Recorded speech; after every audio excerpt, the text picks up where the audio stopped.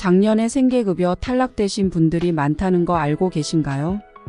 내 재산은 변동이 없음에도 생계급여를 못 받게 되신 분들이 24만 9천 명이나 된다는 거 아시나요?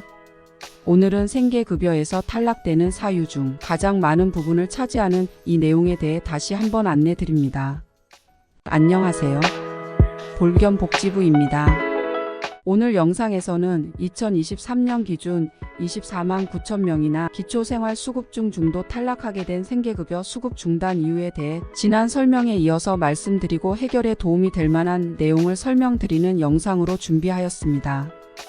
많은 분들이 이 내용을 몰라서 잘 받던 기초수급에서 떨어지는 경우가 있으니 이번 영상 꼼꼼하게 시청하시기 바랍니다.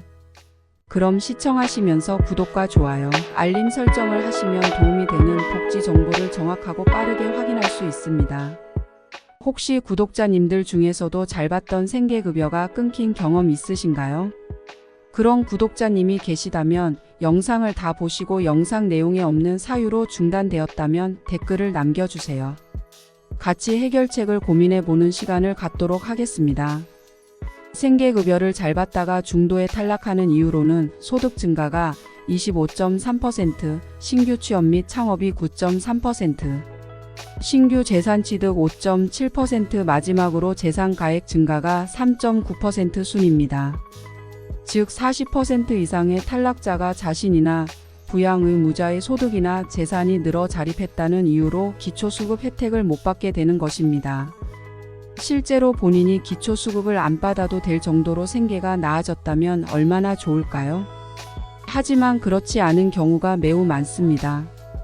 그래서 첫 번째로 말씀드릴 내용은 지난 영상에서도 말씀드렸었지만 바로 부양 의무자의 재산과 소득 변동에 따라 바뀔 수 있습니다. 정부에서는 2021년 9월에 생계급여에서 부양 의무자 기준이 폐지되었다고 대대적인 홍보를 하며 관련 제도를 2021년 10월 변경하였습니다.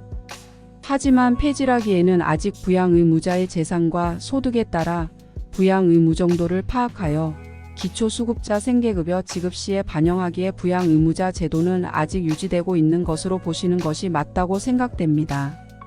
왜냐하면 오랫동안 남남으로 지내던 배우자나 자녀가 있는데 그 가족들의 생사도 모르는데 그 사람들의 재산과 소득이 늘어났다며 기초수급에서 탈락되는 경우가 비일비재하기 때문입니다. 부양 의무자의 소득은 연소득 1억 원을 초과하지 않아야 하며 재산의 경우에는 일반 재산이 9억 원을 초과하지 않아야 가능합니다. 오랫동안 연락하지 않은 가족의 소득과 재산이 늘어났다고 수급자에서 떨어지는 게 맞는 걸까요? 그럼 오랫동안 연락하지 않았다는 걸 어떻게 증명해야 할까요? 신청 서류 접수 시에 관련 서류를 제출하기 어려울 경우에는 사실조사보고서를 작성해 주도록 담당 공무원에게 요청해야 합니다. 그렇게 되면 지자체에서는 각종 공적 자료를 통해 수급자의 소득, 재산을 조사하고 수급을 받을 정도의 소득과 재산 상태라면 부양 의무자가 부양 불능 상태 여부나 부양 거부 기피하는 경우, 그리고 보장기관이 부양을 받을 수 없다고 확인하였다면 지방생활보장위원회에서 심의 의결을 통해 수급자로 인정받을 수 있습니다. 다음으로는 생활비가 부족하여 카드론이나 마이너스 통장을 쓰게 되는 경우입니다.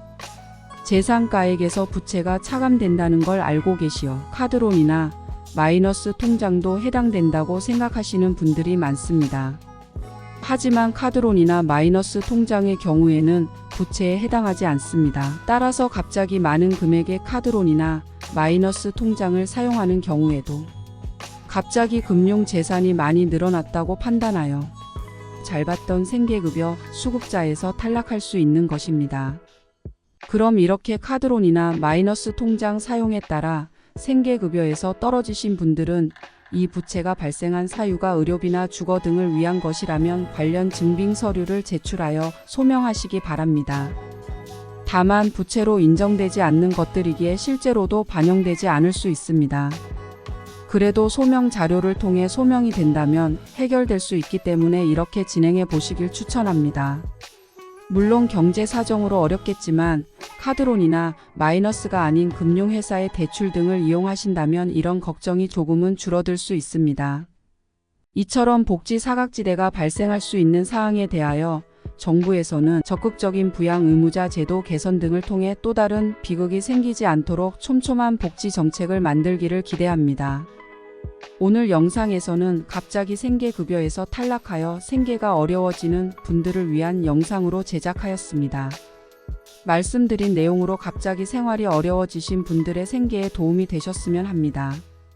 이번 영상의 내용이 도움되셨다면 구독과 좋아요 그리고 알림 설정해주세요. 지금까지 볼겸복지부였습니다. 감사합니다.